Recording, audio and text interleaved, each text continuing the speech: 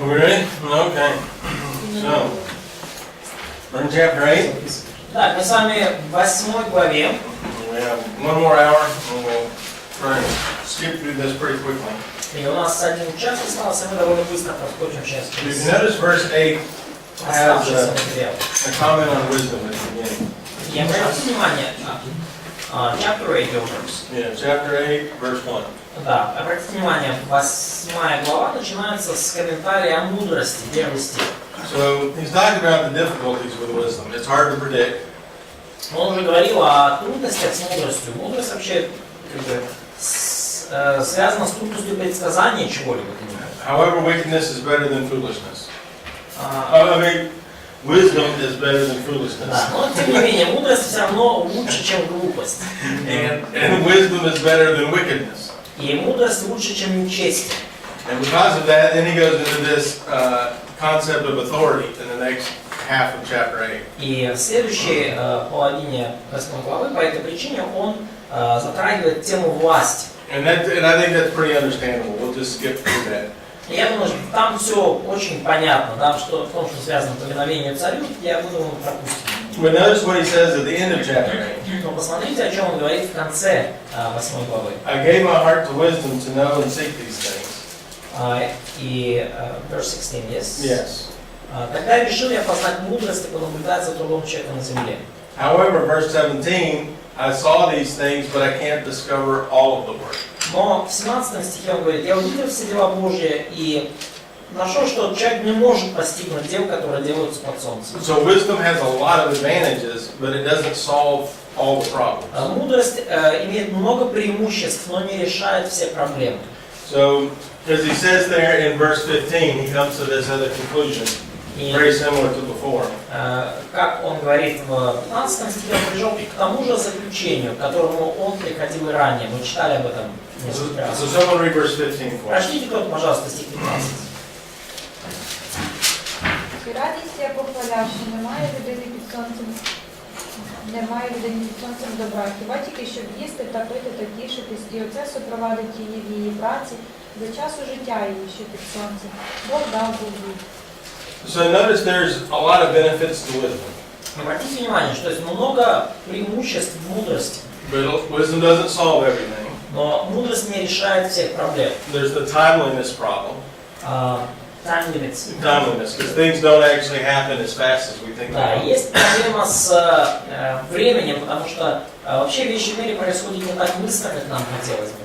So, since we can't solve all the problems, we might as well just enjoy the life that God has given us. И поскольку мы не можем решить всех проблем, может быть, стоит просто наслаждаться той жизнью, которую Бог нам дал. God's only given us a certain number of days to work. Бог дал нам лишь какое-то определенное количество дней для труда. And we may or may not enjoy the fruits of our labor.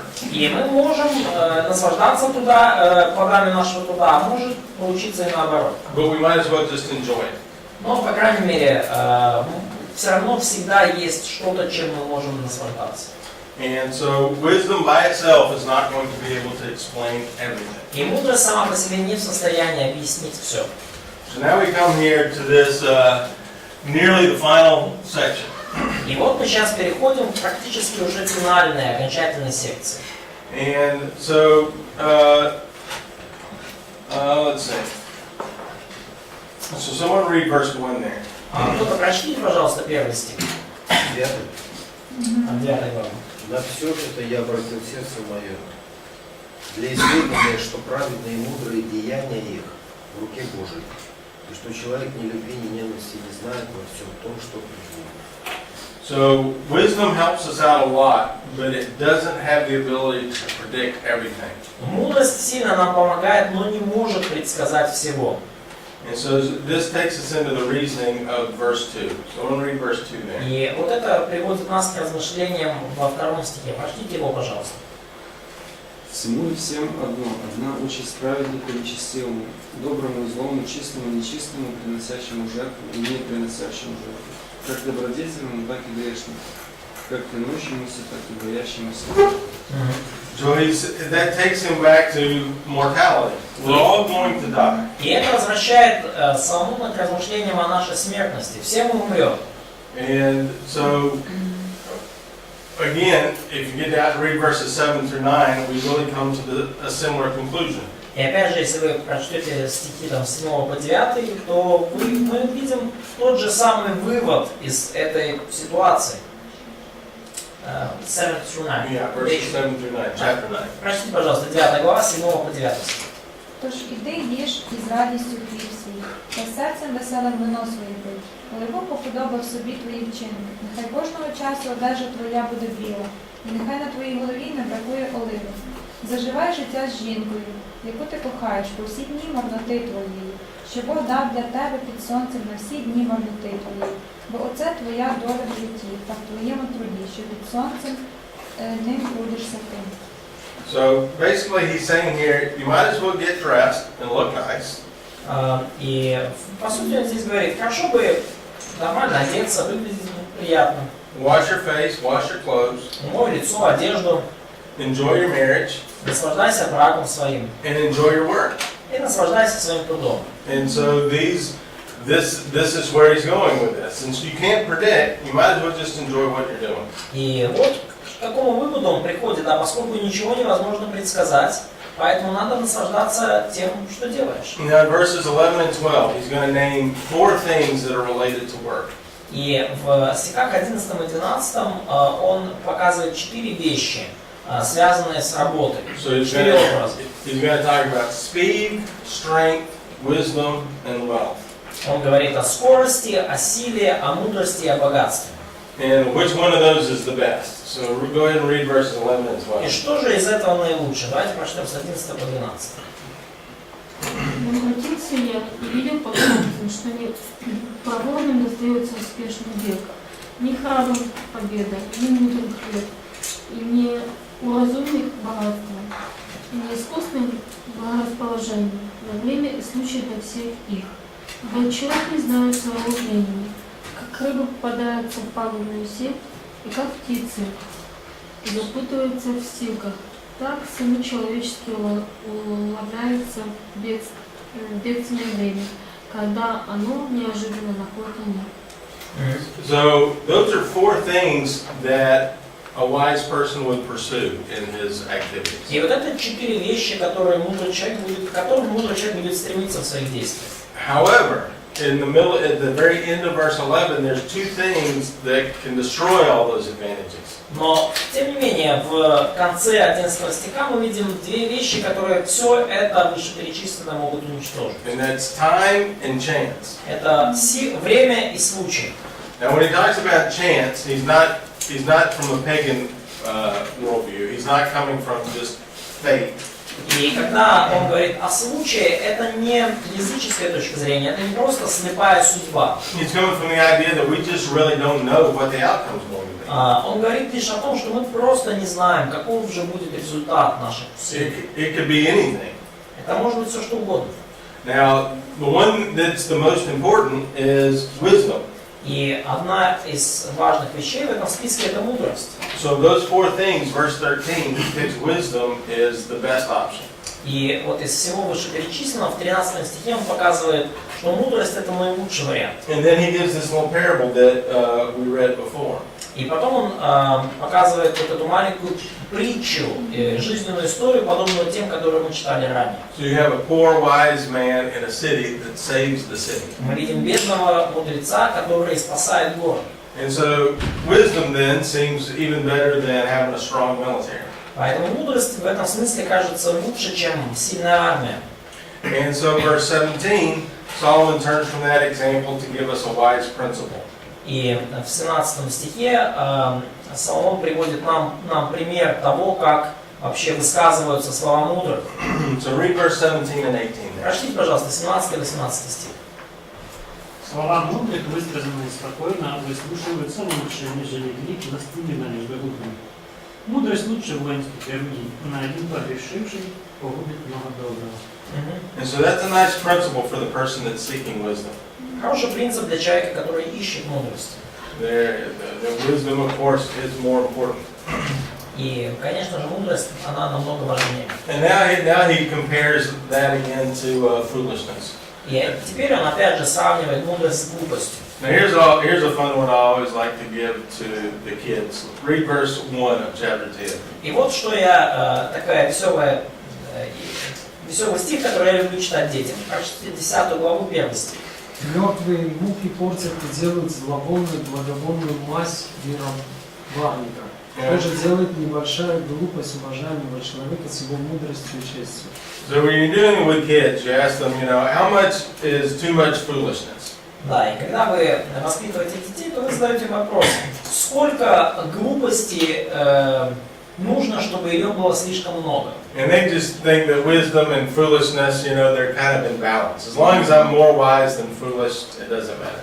И дети часто думают, дети, юноши, подростки, что мудрость и глупость, они должны быть в каком-то балансе, то есть должно быть какое-то правильное соотношение, правильный баланс. But I always bring some brownies to class and I say, there's just a little dog poop in the brownie batter. Я им часто приношу на такое занятие брауни с пирожные и говорю, что собачка покакала на какой-то из этих брауни. It's just a little bit. Чуть-чуть, буквально там, чуть-чуть какашечка есть. And then I try to give it to the kids. И потом пытаюсь протянуть блюдо им. And they're not having any of the brownies. И никто не хочет брать ни одной из брауни. And that's what Solomon is saying. It doesn't take a whole lot of foolishness to just ruin a big plan. Он говорит, что не нужно много глупости, чтобы погубить даже замечательный план. Just a little bit of death and decay can destroy a wonderful thing. Даже чуть-чуть смерть и разложение могут уничтожить прекрасное дело. And so that's his point there, and that's always a fun one to make. Да, вот мне всегда нравился этот образ. И в этом мысли этого отрывка. And so verse 3 talks about fools are obvious. И дальше он говорит во втором, третьем стихе о том, что... Надо было перед обедом рассказать. You should tell that before the lunch. That's right.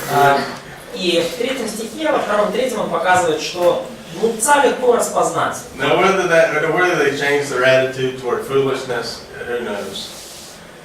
But they always remember the illustration. Да, я не знаю, поменяет ли такие истории ваш взгляд на глупость, но всегда такие иллюстрации почему-то запоминаются. And maybe one day. Может быть, когда-то это поможет. So, in verses 5 through 6. В стихах с 5 по 6. Yeah, 5, 6, and 7. Solomon says that fools may actually have positions of authority. В 5, 6, 7 он говорит, что глупцы, на самом деле, они могут получить даже некие должности во власти. And so, talking about a little foolishness destroying the whole batch of brownies. Да, мы говорили уже о маленькой глупости, которая уничтожает корзину пирожных. You have to say this question? Да, вопрос, Катя. Не, просто второй, третий, мне кажется, как пропустили. Did we skip second and third? Yeah, I just skip those. You said I think they say what they say. Я думаю, что эти стихи просто говорят то, что они говорят, тут не надо ничего пояснять. Yeah, wise men take one road and foolish people take a different road. Мудрые люди идут одним путем, глупые другим. Yeah, and so one of the key concepts in the book of Proverbs is the right path versus the wrong path. Одна из ключевых концепций в книге Притч – это прямой путь и кривой путь, да, правильный и неправильный. But foolishness can creep into leadership. И потом мы видим, как глупость проникает в руководство страны. In verses 8 through 11, И в стихах с 8 по you have 11 foolishness in a construction environment. мы видим, как глупость проявляется при строительстве. Now, as an engineer, I used to build hospitals. И будучи инженером, я строил в свое время больницы. And safety was always a huge concern. И безопасность на стройке всегда была моим очень большим переживанием. You never wanted anybody to get injured when they were working.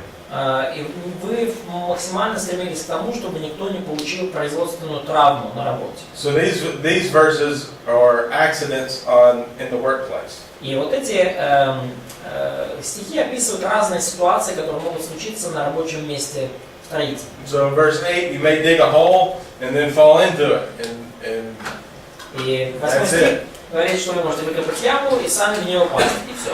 And he says when you're doing demolition work, you may open up a wall and there's a snake that bites И you. дальше он говорит, что если вы осуществляете работы по сносу зданий, вы можете вскрыть стену, и там змеиное гнездо, и вот... When you're cutting rocks or cutting logs, you can get injured real easy. Когда вы рубите дрова или камни раскалываете, то очень легко вы можете... Возьму 9, да. Вы очень легко можете получить травму. Now this last job, verse 11, I don't understand that job. 11 стих я не понимаю в 10 главе. If a snake bites before it's charmed. Yeah, I don't understand who does that job. Да, я вообще не понимаю, кто тут кого заговаривает. There's snake charmers out there apparently. I guess they're entertainers. Да, я думаю, тут речь идет о каких-то заговаривателях змей. Мне кажется, это такие шоумены, да, это было в то время как So what he said? На новом можно прочитать. И можно перевести. So she tries to see the modern translation. So there is no profit for snake charmer. Yeah, if the serpent bites him. Oh, I'm sorry. From his craft, if snake is biting. Biting him, that's right. Yeah. Нет пользы заклинателю от его искусства, если змея ужалит его до заклинания. Yeah. See, I think that's the whole point, and it's really stated well in the end of verse 10. Да, я думаю, это, да, в общем-то, одна из идей, которая суммируется в 10 стихе. Wisdom's great, but if you have an accident on the job, well, okay, so what? Now you're injured. Да, мудрость классная штука, но если у вас случилась такая ситуация на работе, что теперь? And wisdom doesn't really prevent those things. И мудрость при этом может предотвратить эти ситуации. And so this once again is a problem with what we see in life. И опять же, это проблема, которую мы видим в жизни. So in verses 12 through 15, now there's more focus on the wise person and the fool. И теперь в стихах с 12 по 15 мы видим уже больше контраст между мудрым и глупым. And the important message is that wisdom is always superior to folly. И важное послание в том, что мудрость всегда превосходит глупость и распутство. But it doesn't fix all the problems in life. Но при этом не решает всех проблем в жизни. So once again, from a Christian perspective, we know the Lord's in control of all of these things. И опять же, с точки зрения христианской, мы понимаем, что Господь контролирует все эти ситуации. And we may, verses 16 and 17, say that fools can actually lead the land, the kings. В 16-17 стихе мы видим, что глупцы могут руководить страной, они могут быть царями. Well, none of us can do anything about that. И никто из нас не может ничего с этим делать. We just have to live through it, basically. Надо просто это пережить. Let's see. Now, I think verse 18, and again, here's an interpretation concept. И дальше мы видим 18 стих, и мы здесь уже нам помогает концепция истолкования. When you go through these verses, you want to connect one verse to the next verse. Когда вы читаете эти стихи, вы пытаетесь связать один с другим. And there may be a scene where you change concepts. You know, and you finish one concept and go to the next concept. И может быть так, что одна концепция начинается, заканчивается, потом вы переходите к следующей. But if you're in the same paragraph, all of these need to be connected somewhere. Но если вы видите, что вы в рамках одного абзаца, то все концепции, которые есть в данном отрывке, надо как-то связать. So verse 16 and 17 talk about a king in the land. 16 и 17 стих говорят о царе, который правит землей. And verse 18 now talks about a house. И 18 стих говорит о доме. Well, a house can be an expression for a kingdom. И дом может быть образом, которым обозначается царство. And so as you notice that this king in verse 17, he could be a strong king or he could be a drunken king. И в 17 стихе вы заметили, да, царь может быть либо сильным, либо пьяницей. And so what verse 18 is talking about is the leader may be lazy or incompetent. И 18 стих говорит, что руководитель страны может быть ленивым или некомпетентным. And if that's true, you're going to have problems in the house. И если так будет, то в доме, скорее всего, возникнут проблемы. And verse 19 would be connected for that as well. И 19 стих с этим также связан. So no, that's probably a good political statement right there, verse 19. So Я I'll думаю, read что that for в you. 19 стихе хорошее политическое утверждение. Да? Прочтите, пожалуйста. переустраиваются для удовольствия и вино веселит жизнь, а за все отвечает серебро. I think you'd run for political office with that proverb right there. Да, я думаю, что с этой притчей можно прямо уже баллотироваться на какую-то должность. So it's talking about an immature king that doesn't take care of the house, and more than likely he's just enjoying life and thinks that money can fix everything. Да, и мы говорим здесь о незрелом царе, который просто устраивает постоянно пиры и думает, что деньги решают все. So I think that contrasts with what Solomon has been saying.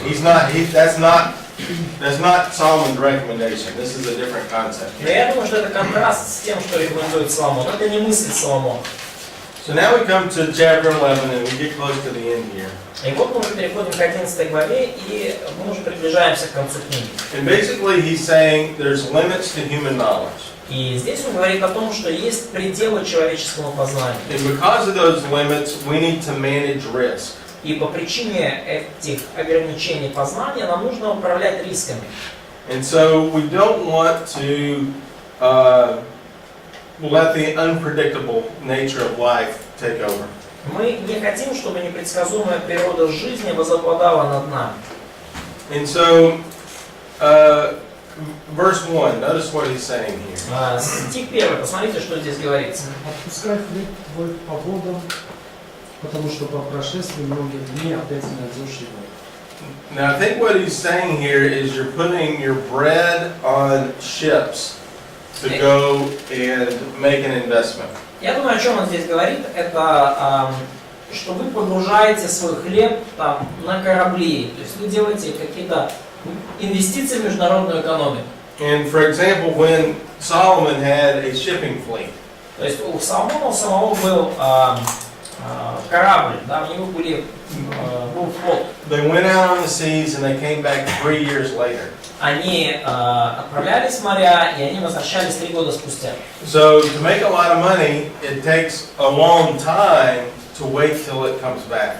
Для того, чтобы действительно заработать большие деньги, требовалось подождать достаточно долгое время, пока корабли вернутся. But notice also your ships can sink. Но также помните, что ваши корабли могут утонуть. So there's also a possibility in disaster. Потому что всегда есть возможность какой-то катастрофы. So notice this is also true in friendship and marriage. Yeah, go ahead. И помните, что это действует также и в браке, и в дружбе. Я якраз хотів спитати, чи, тобто, чи це іменно за кораблі сказано, чи взагалі за сам принцип? Іменно за торговлю, чи за те, що там, от, як кажуть, як ото? Добрые дела? Ні, принцип бумеранга, типу тобі вертається. So is it? Do you think he talks more about canonical area or canonical nature, or it's like a general principle, like the principle of boomerang or principle of reaping and sowing? Like you sow and then you wait and then you reap. Yeah, I think so. And I think the ships extend the time. Because reaping and sowing is like spring to fall. Я думаю, что образ корабля немножко увеличивает временную протяженность, потому что ships take years. сеяние и жатва происходят в течение 1 года, а кораблям, чтобы вернуться, требовались годы. Yeah, and what I was saying is this would apply to marriage. This would apply to friendship. И вот что я хочу сказать, это применимо и к браку, и к семье. Your best friend is someone you've actually taken a risk with.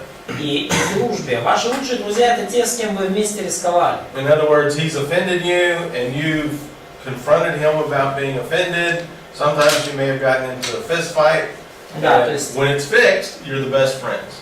Да, то есть часто при этом ваши лучшие друзья — это те довольно рискованные ребята, с которыми которые как-то нехорошо вам поступили, вы их обличили, у вас был спор, вы, может, даже подрались, потом вы помирились, и вот теперь вы стали лучшими друзьями.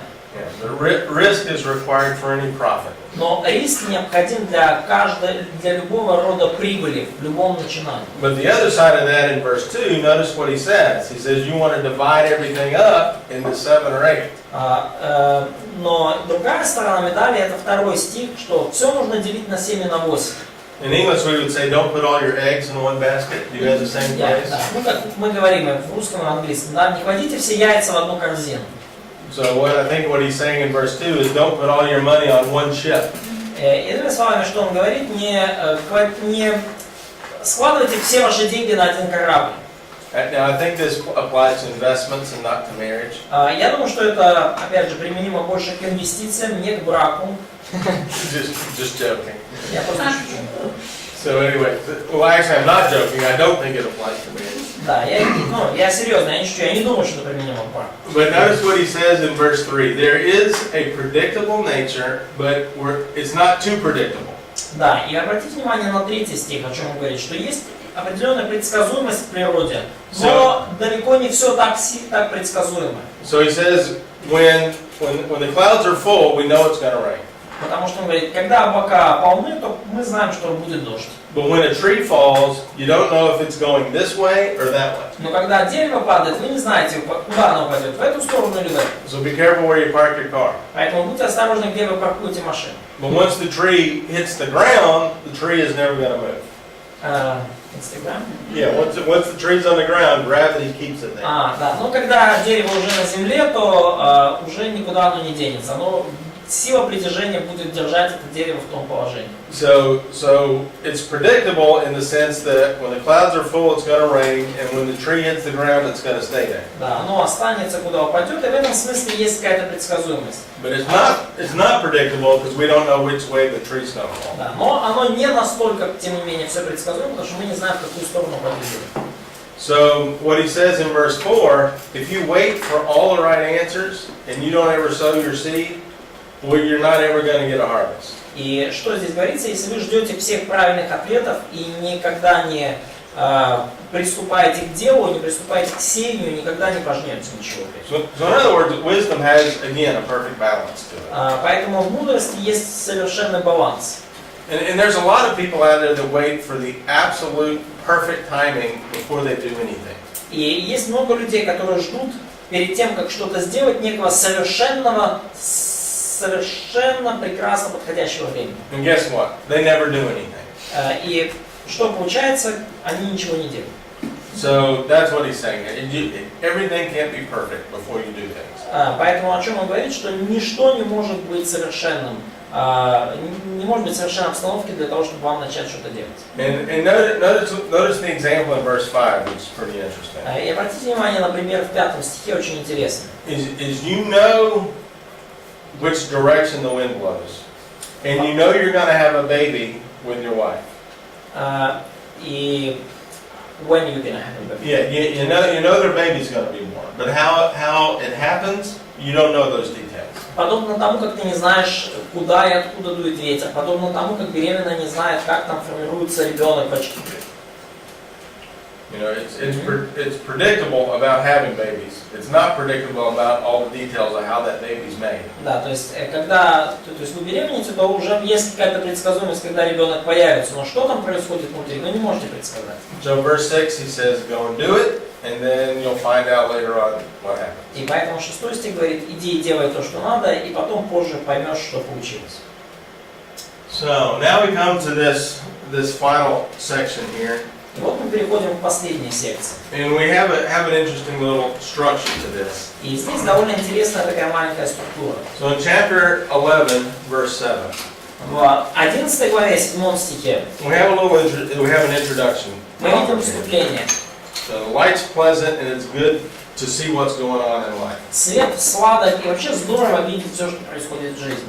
Now verse 8 kind of gives us the introduction to the rest of the book. Стих 8 дает нам вступление к оставшейся части книги.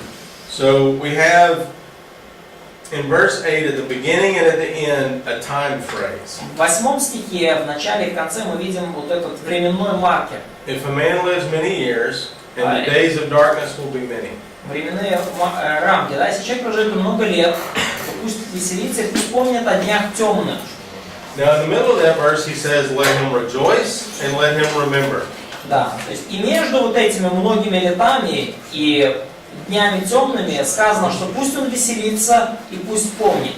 And everything is going to be hevel. Hevel again, I think, it's going to go real fast. И все в конечном счете окажется суетой. Суета это вот hevel, да, еврейское слово, то есть Или с вами все быстро пройдет. So notice in the middle of verse 8 we have rejoice and remember. Итак, помни, обратите внимание, в начале, в середине 8 стиха мы видим о том, что нужно веселиться и нужно помнить. So verses 9 and 10 tell the young person to rejoice. И стихи 9 и 10 говорят молодому человеку веселиться. In other words, rejoice in the days of your youth.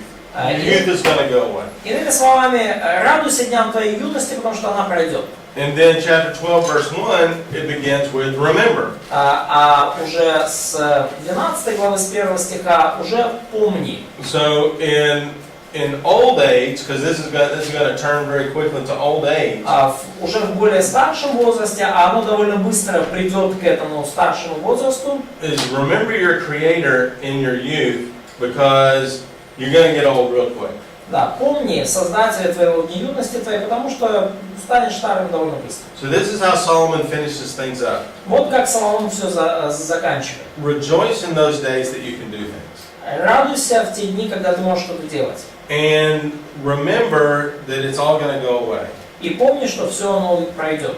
And so if you ever want a good sermon on old age, И если вы хотите прочитать хорошую проповедь или урок, рассказать о пожилом возрасте, chapter 12 verses 1 through 8 is an excellent example. 12 глава с 1 по 8 стих это прекрасный пример. So you have, the moon and the stars are darkened. Мы видим, что в пожилом возрасте уже меркнут солнце и луна и звезды. That's probably related to eyesight or something like that. Скорее всего, это связано с вашим зрением.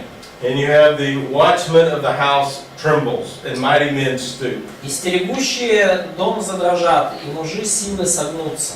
And I like the grinding ones stand idle because they're few. I think that's teeth. И говорится дальше о том, что even previous are legs, yeah? In the middle of verse 3? What's that? Yeah, beginning of 3. Yeah, I think it's in the middle, where we had the grinding ones stand idle because they're few. Да, и перестанут молоть мельничие, потому что их немного осталось. По-моему, речь о зубах здесь. When you're an old man, you're going to lose all your teeth. Да, чем старше вы становитесь, да, тем больше зубов вы теряете. This is just terrible. You teach this to old people and they're all sad. Да, и вы общаетесь с пожилыми людьми, и они все грустят по этому поводу. And the young people laugh, because they don't know what's going on. А молодые смеются, потому что они не знают, что это такое. Me and Vasha are already there. Я и Вася, мы уже в этом стали. And then the doors on the street are shut as the sound of the grinding mill is low. Да, и Now what is that? I gotta look at my notes on that. Запираться будут двери на улицу, когда замолкнет звук жернова. Let's see. So the analogy here is that the doors of the house are closed in the sense that you can't hear all the activity on the street. И вот эта аналогия здесь, запираться будут двери на улицу, в том смысле, что вы не сможете слышать уже все, что происходит на улице. So remember, they didn't have TV and they didn't have internet back in the day. Помните, что в те дни не было телевизора, интернета. So if they wanted to know what was happening in the villages, they left their windows open and their doors open so they could hear. Если они хотели узнать, что происходит в их городе или в их селе, то они открывали окна, двери, оставляли окна и двери открытыми. So when you get older, your doors are closed so that you can't figure out what's going on. Да, и когда вы станете старше, то ваши двери уже запираются, и вы уже с трудом можете разобраться, что вообще вокруг вас происходит. And then it says, even though you can't hear anything, you'll arise at the sound of a bird. Да, но тем не менее говорится, что даже несмотря на то, что вы ничего не можете слышать, вы будете вставать по крику петуха. So again, this is the funny part of the poetry. Да, ну вот здесь вот такое вот забавно, как поэтически все в поэзии изображается. And basically it says you're going to have problems sleeping. Иными словами говорится, что у вас будут проблемы со сном, будете тяжело заснуть. And then it says, what all the daughters of song will sing softly. И говорится, что замолкнут чери пения. So all that beautiful music you used to listen to, you can't quite pick up the rhythm anymore. Да, то есть вся эта прекрасная музыка, которую вы когда-то слушали, вы уже не можете уловить ее ритм. It's like all the singers are whispering the music. Да, и вам кажется, что все эти певцы, они уже шепотом поют. And so all this frustration then can lead to fear in verse 5. И все это расстройство и разочарование ведет к страху. So old people are really afraid of falling down. И пожилые люди, они действительно боятся упасть. And they're really afraid of getting out on the road. И боятся где-то упасть, уйти в неверную сторону, уйти с дороги. As a matter of fact, and this shows how old I am, but when you're young, you should enjoy your adventures.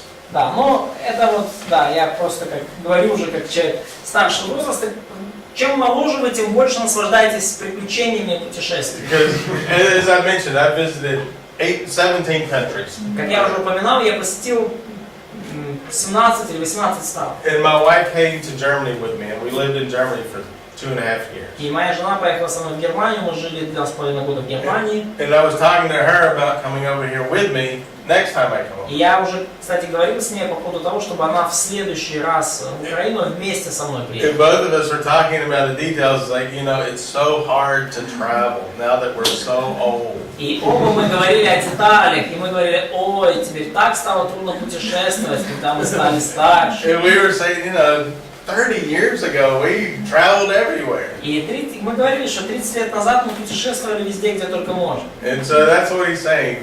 И вот о чем он здесь говорит. Enjoy it when you're young.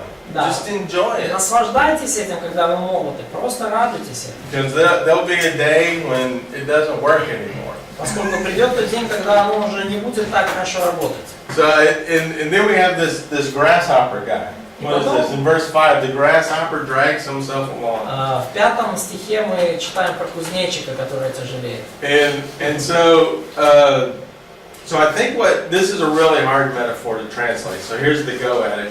Довольно трудная метафора для перевода. Is that old people start to get out of proportion.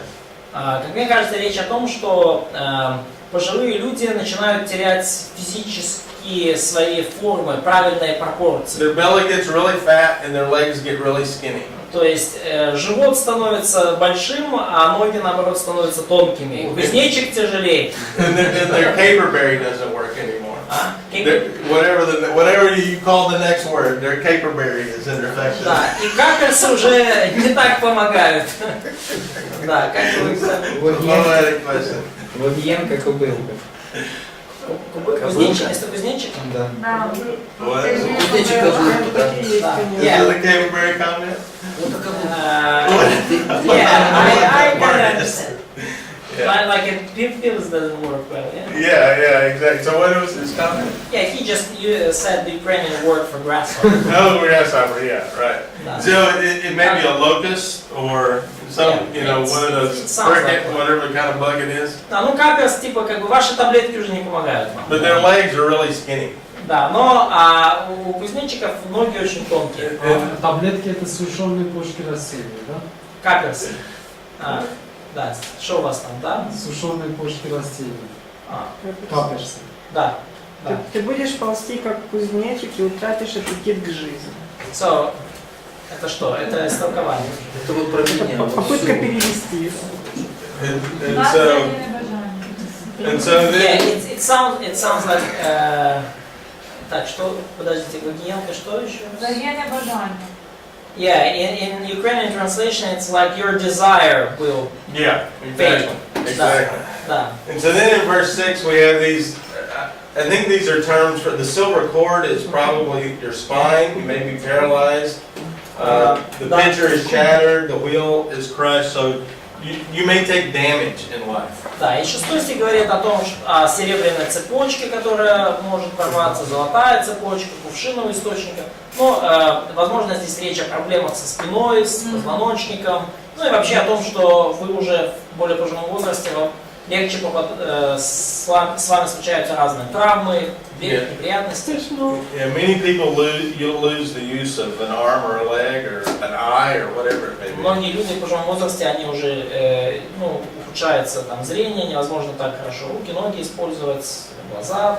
And so he concludes all of this with vanity of vanities. И он завершает это все 8 стихом, суета-сует. And so the key ingredient there, once again, is it goes very fast. И ключевой компонент здесь в том, что все это проходит очень быстро. The meaning is hard to get your hands around, just like a cold breath. You can't grab it. Да, суета, пар быстро проходит, очень трудно ухватить значение, точно так же, как пар невозможно взять в руки. Your life is very real. Ваша жизнь весьма реальна, and you can predict a lot of things. и многое можно в ней предсказать. And wisdom is better than foolishness. И мудрость лучше, чем глупость. But you can't predict everything, and you can't guarantee everything. Но вы не можете всего предсказать и все гарантировать. So the things that you are in control of, enjoy them. Поэтому все то, что вы можете контролировать, наслаждайтесь этим. Now, if we didn't have these last verses, everything that we've read would be incredibly frustrating. И если бы не было последних нескольких стихов, то все, о чем мы читали ранее, наверное, сильно бы удручало нас. Because we live in this life under the sun, Поскольку мы живем этой жизнью под солнцем. there's a lot of things that we can see under the sun. И много чего мы можем видеть под этим солнцем. But the one that controls everything is something we can't see and we can't predict. Но но мы не можем ни увидеть, ни предсказать, ни проконтролировать того, кто контролирует все. So the question then turns as to who is this? И вопрос теперь уже превращается в то, кто же этот, контролирующий все. So someone read verses 9 through 14. Прочтите, пожалуйста, кто-то стихи с 9 по 14. Кроме того, что Экклесиаст был мудр, он учил еще народ знанию. Он все испытывал, исследовал и составил много притч. Старался Экклесиаст приискивать изящные изречения и слова истины, написанные верно. Слова мудрых, как иглы, как битые гвозди, и составители их от единого пастыря. А что сверх всего этого, сын мой, того берегись. Составлять много книг конца не будет. И много читать, утомительно для тела. Выслушаем сущность всего. Бойся Бога и заповеди Его соблюдай, потому что в этом все для человека. Ибо всякое дело Бог приведет в суд. И все тайное, хорошо ли оно приходит. So what he's saying in verse 11 is, wisdom is the best way to go. Что он говорит в 11 стихе? Мудрость — это наилучший ваш гид по жизни. But you could spend hundreds of years learning about what's going on in this world. Но сотни лет можно потратить на то, чтобы разбираться, что происходит в мире. And if you're not careful, it's incredibly frustrating to read all this stuff all the time. И вообще говоря, очень трудно читать все эти книги все время. So when it really gets down to it, the bottom line is verse 13 and 14. И к чему он приводит, и это самая суть книги, 13 и 14 стих. If you're keeping God's commandments, Если вы соблюдаете Божьи заповеди, then don't worry how God judges everything. то не переживайте о том, как Бог будет все судить. God is going to take care of all the good that you've done, Бог позаботится обо всем добром, что вы сделали, and He's going to take care of all the evil problems that you've observed in life. и Он также разберется со всеми проблемами, связанными со злом, которые вы наблюдаете в жизни. So if you have that confidence in your life, Потому если в вашей жизни есть такая уверенность, then you just enjoy the rest of it. то наслаждайтесь всем, что осталось. You will never find any job that does not have its frustrations. Вы не найдете никакой работы, в которой бы не было каких-то трудностей. And just recognize that. Просто There's not a perfect job in this life. примите это. Нету совершенной работы в этой жизни.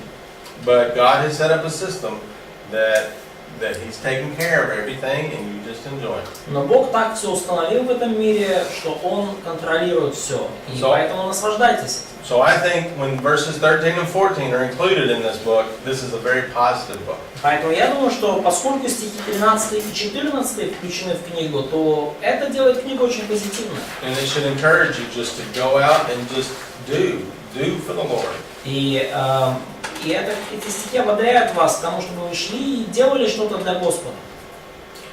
Any questions on all of this? Есть ли какие-то вопросы по книге? Старостью тоже можно наслаждаться? Could we enjoy our old age? Yeah, I think so. And notice what he says at the beginning of chapter 12. Да, обратите внимание, да, вопрос, можно ли наслаждаться старостью. Стих 12, стих 1, начало 12 главы. In your youth, remember your Creator. В дни юности твоей помни своего Создателя, He's made all of these things. который сотворил это все. And so if you remember Him, even moving into your old age will be set up. И если вы помните Создателя даже в пожилом возрасте, то и пожилые ваши дни будут устроены как надо. But there's problems with youth, there's problems with age. Но есть проблемы в юном возрасте, есть проблемы в пожилом возрасте. And I think what he's saying here, there's problems with youth, So don't get in such a hurry that you want to be old. Да, и почему он говорит, да, что помни в юности твоей, потому что не торопись стать старше. And for the old people, don't get in such a hurry that you're old because you can't go back.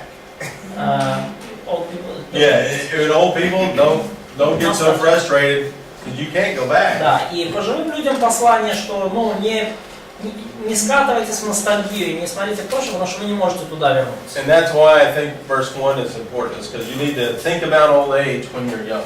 И вот почему я думаю важен первый стих, потому что о пожилом возрасте нужно думать, пока еще молод. So, any other questions? Есть еще вопросы? Comments? Комментарии? Я лекции в школе учился, и мама казала, давающий урок, я казал, мало Екклезиаста, а помолить его и просить написано, что надо книжек складаться. So, when he was studying at school, his mom was persuading him to read more. He was using 12, 12 to answer. Yeah, that's not very wise. Не очень. You're taking it out of context. Да, не надо вырывать из контекста. А что мама тебе говорила? Андрей, переведи, я не услышала. Да, ну типа когда в школе учился, и мама говорила там домашнее задание делать, книги читать, он стих 12-12 I цитировал. don't think anybody that's 30 years old or younger has ever read too much. Да, я не думаю, что кто-то, кому там 30 или 40 лет или меньше, может о себе сказать, что я слишком много читал. So, any other comments? Хорошо, еще комментарии, вопросы. Можно вопрос по песне песни? Question on Song of Songs. Oh, yes. Wonderful. Вот за что. My favorite. Моя любимая книга. Интересно просто, когда вот Соломон из Иерусалима выходит, а Соломита из Галилея, да? Да. Входит в каком смысле? Ну, что Происхождение? Тод говорил, что он как бы видно, что он идет из Иерусалима в Галилею. Просто мне вот это интересно, как это на основании той книги, да? So how could we say that Solomon was visiting Galilee? So she's from Galilee, he's from Jerusalem. How could we say that he was visiting several times? So in the first couple of chapters, you see that he is. She refers back to when you came to see me visiting your vineyard. В первых двух главах мы видим вот эти упоминания о том, что когда ты приходил там увидеть меня, посещая свой виноградник. I think there's a location mentioned there, Beth Herman, which is up north in Galilee. Я думаю, что там упоминается место Ваал-Гермон, это на самом севере Галилеи. Yeah. So, and then at the end of the book, she wants to go back to her home. И в конце этой книги она хочет вернуться в свой дом. Я просто хочу убедиться, правильно я понимаю, согласно новым знаниям, суть книги Экклезиаста. So I would like to make sure that I figured out the main meaning of the book of Ecclesiastes. То есть получается, как вывод, все настолько быстротечно, что лучше всего этим наслаждаться, приобретая мудрость. So, like, could we say that the main point is that things are going so quick that the best way to do it is to enjoy it all while perceiving the wisdom. Yeah, and I think one of the things that it makes us more comfortable with. И я думаю, что одна вещь, которая делает это как бы более утешительным. Is sometimes we're trying to work for the Lord and we're frustrated. И потому что порой мы часто пытаемся трудиться для Господа, и это нас в итоге удручает. And so we think we're not doing a good job, or we're not in the Lord's will. Мы думаем, что мы плохо справились или что мы выпали из воли Божьей. And so we get very worried about what we're doing because it's frustrating, it's hard, it's difficult. И мы очень устаем от нашего труда для Господа, потому что это кажется очень трудным, утомительным и просто выснаживающим. And what Ecclesiastes says, it doesn't matter what you do, there's going to be difficulties. И что говорит здесь Экклезиаст, что неважно, чем вы занимаетесь, все равно будут трудности. But if you're obeying the Lord, go for it, do it. Повинуйтесь Господу, вперед, делайте. Прекрасно. Лариса потом. А вот занимаетесь, трудитесь для Господа, да? Если ты, например, на данный момент чем-то занимаешься, как понять, это то, что хочет Господь, к чему Он тебя призвал, или не то? So you mentioned that phrase like working for the Lord. So if you are doing something now, how could you distinct? Is it the thing the Lord wants you to do now? Is it the will of God for you now to do that? Было ли у преподавателя опыт, да, вот жизненный опыт, что он занимается не тем, чему Господь? Did you have an experience in your life when you felt like strongly sense that you are not doing what is God's work for you at that moment? So you're like doing something God doesn't want you to do, and you need to do something else. I mean, other than sin, not really. Но как бы за исключением ситуации греха, то таких не было. In my personal life, and I think every one of us has a different story. This is just my story. Личной жизни, опять же, истории у всех разные, я рассказываю свои. I thought I'd be a pastor when I was in high school. Я уже 14 years old, maybe 15. Будучи старшеклассником, хотел быть пастором. Мне было 14-15 лет. So I thought to be a good pastor, I needed leadership experience. Потому что, чтобы быть хорошим пастором, мне нужен был опыт руководства. So I went in the military. И потому я пошел в вооруженные силы. I thought I need administrative experience. Нужен административный опыт. So I went and built hospitals. I was a contractor as a project manager. Да, поэтому и я начал строить вот госпитали, я был подрядчиком, проектным менеджером по строительству больниц. And I need the scholarly training, so I went to seminary. И мне нужен был также опыт, подготовка богословская, поэтому я пошел учиться в семинарию. And using Moses' example, he was 40 years old when he started. Actually, he had a whole nother 40. He was 80, but 40 was when he was ready. Да, но используя как бы пример Моисея, да, вот 40 лет он был готов, да. Ну вообще ему еще 40 понадобилось на труд. So I was about 38 when I became a pastor. И мне было где-то 38 лет, когда я стал пастором. But I thought I was working for the Lord when I was in the military, when I was building hospitals. Но когда я служил в армии, когда я строил больницы, and when I was in school. И когда я был в семинарии, все это время я знал, что я работаю для Господа, я служу Господу. So yeah, so whatever I was doing, I tried to do it the best for the Lord. I tried to do it in a righteous way. И что бы я ни делал, я пытался делать это наилучшим образом для Господа, праведным образом.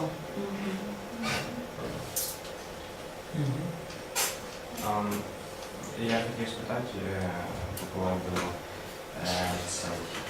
як ми передали пісні, там Преподает сказав, що якщо дівчина не відповідає взаємністю, то це ми можемо на основанні взагалі книжки зробити, подивитися на ці відносини і сказати, що чи на основанні якогось конкретного стиху. So, you mentioned during our song study that when